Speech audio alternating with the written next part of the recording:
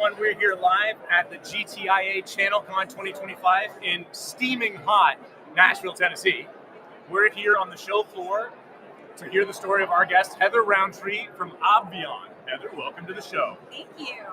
Okay, Heather, you started this business with 3 co-founders. Tell us that origin story. Yes, so we all work together in the cybersecurity space. We've been doing this for several years together, and we decided to branch out and create an offensive, advanced cybersecurity company to help our customers proactively defend against bad actors out in this world. All right, so we're talking red team stuff. Red team, blue team. Break this sort of environment down for the listeners, because we hear about this a lot, like on the internet. There's hackers and stuff and red team. But give us what it's like from your perspective. You're doing this as offensive security for clients. What is that to them? Sure, absolutely. So it's more than checking a box. A lot of people go through automated pen testing, where it's a governance, risk, or compliance checkbox. We like to take things a step further and do manual testing with our certified ethical hackers team so that we can simulate a real live attack in a customer's environment. We do external testing, we do internal testing, and we use our certified engineers and their tools and resources to simulate a bad actor. So if they're outside of the network, what can they do to get in? And once they're in, what's exploitable? If they start off inside the network, are there admin credentials that they can find? Are there weak passwords? How can they move through the customer's environment once they're on the inside?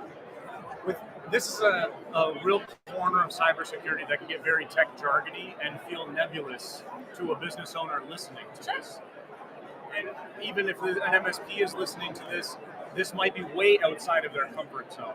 So let's try and cut through that. Give us some specific case study. Don't name names, but try and give us clear details so that we can understand what a penetration test typically looks like. Sure, yeah. So one of our certified ethical hackers would engage with a business IT person.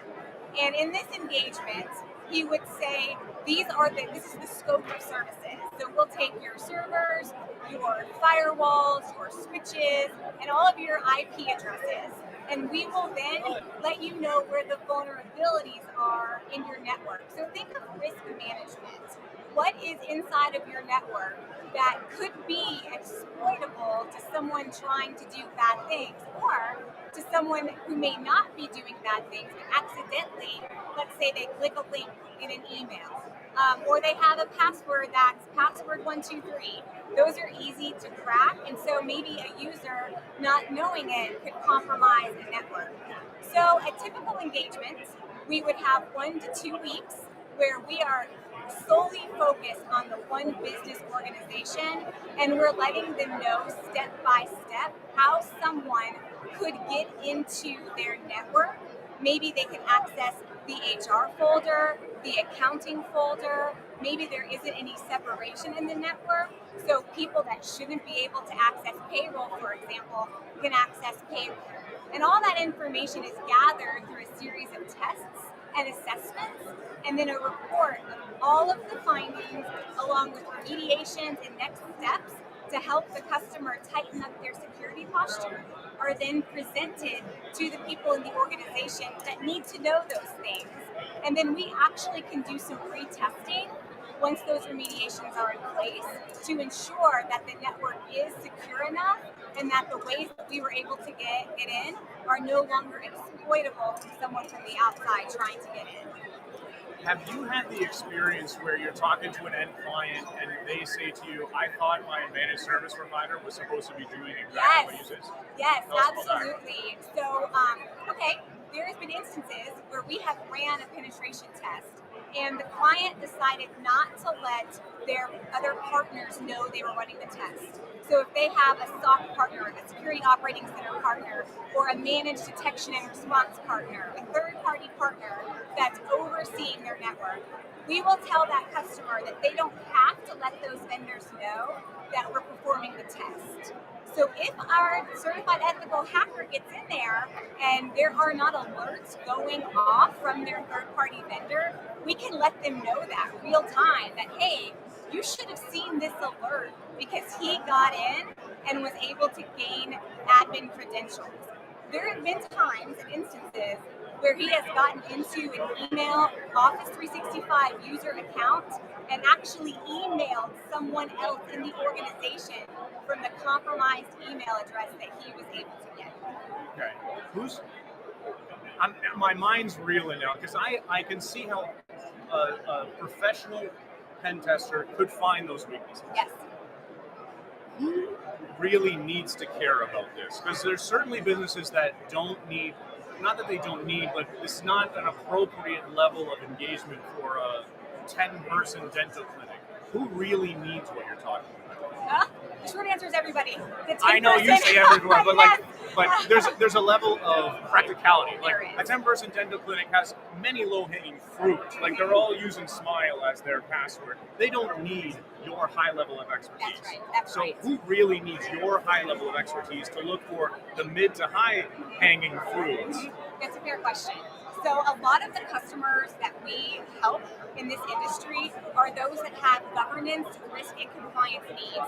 So think about HIPAA, NIST, PCI. Those are customers that are in the healthcare industry, the education industry, the retail industry. So if you think about the brands that you have heard on the news, right? Equifax, Target, CrowdStrike. It wasn't a breach, but it was a big mess up, right, in their configurations.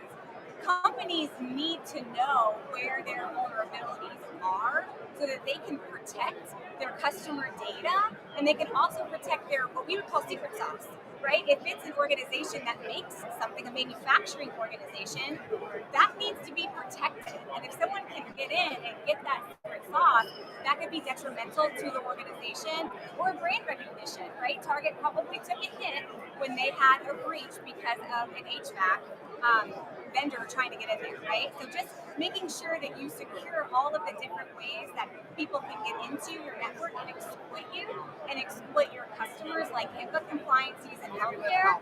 Those customers really need this proactive red teaming penetration service. How much of your findings are related to technical measures, like technical weaknesses like weak password or no MFA, and what's the balance to that, and like operational practices? For example, you only have data stored in one location. There's no redundant backups. What kind of courses do you see there? So I would probably say more times than less, it is a misconfiguration or a lack of IT hardiness. Weak passwords are huge. Segments of network is huge. A lot of times there's just not a lockdown or a layer of security, or maybe it's weak endpoints, right? There is always one breaking point. Our guy has a 99% success rate. So there is always a breaking point in an industry where someone could get in somehow. And it's not a matter of if anymore, it's a matter of when and how quickly you can remediate once someone is inside the network. What do you find motivates the small business to engage with you? Okay, that's a fair question. Small businesses cannot afford to be hit with ransomware.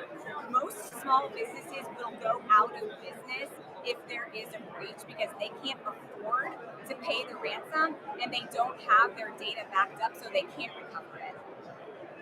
And that's like that. The scary story from that is getting them to call you, or you're seeing more intrinsic motivation, like they're trying to go for a compliance package and they want to prepare for it. Yeah, so both. It's preventative. So those smaller businesses recognize that they may not have their security where it needs to be, and something like a penetration test or a risk assessment or a gap analysis is the first step to see.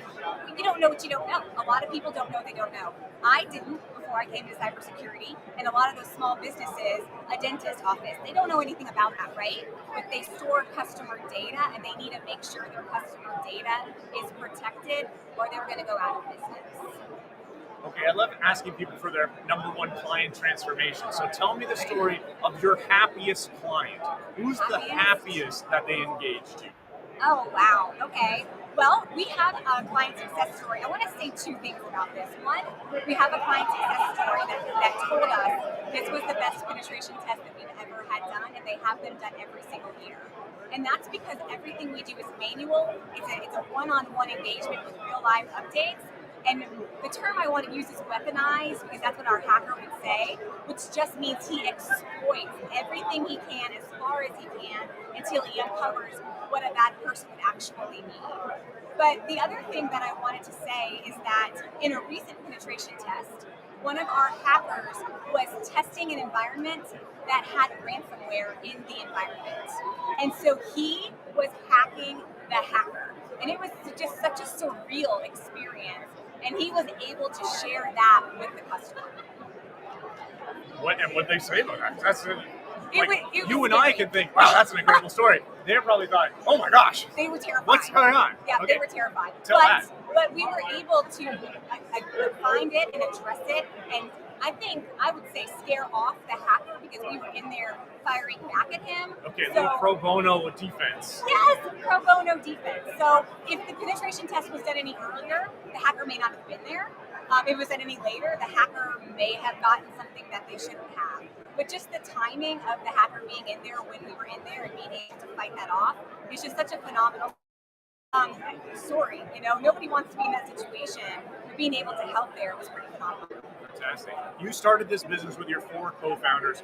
What got you into this? Why not go have a nice, reliable, dependable job somewhere else? Why did you take the entrepreneurial plunge and start a business? Nothing is reliable and dependable in the cybersecurity world. Let's just say that. But it's just kind of an endeavor that we all saw a need for. We wanted to do something different. We wanted to get away from your traditional MSSP and just create an advanced cybersecurity team and company that was all about protecting, guarding, and defending our customer.